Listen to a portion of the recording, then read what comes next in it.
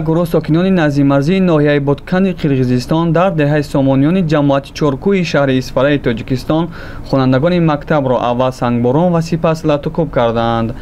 با اطلاع کمالدین صابرов مدیر مکتب 64 دهه سامانیان حادثه مذکور 23 سپتامبر تقریبا ساعت 11:00 رخ داده است.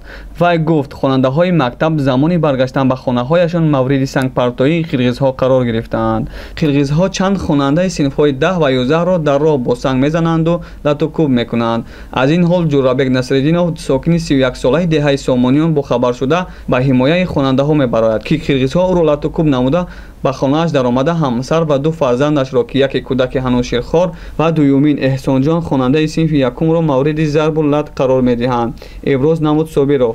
منابع از بیمارستان مرکزی شهر اسفاره در صحبت با سپوتنیک تاجیکستان گفتند که در نتیجه حمله قرقیزها جورابک نصرالدینov و فرزند او ضربه مغزی سطرسین ماز گرفتند و حالا در بیمارخانه بستری هستند. در بیمارخانه مرکزی شهر اسفاره بستری شدند. 3 نفر را در پی این حادثه تصدیق کردند اما از ارائه معلومات خودداری ورزیدند.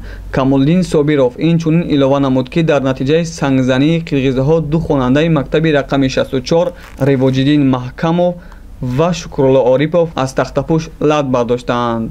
منبع اضافه نمود که آنها همراه با مسئولان جماعت چورکو و حکومت شهر اسفاره، رهبران جماعت اقصای و رئیس ناحیه بادکند قرقیزستان را وابسته به این حادثه های رخ داده آگاه نمودند.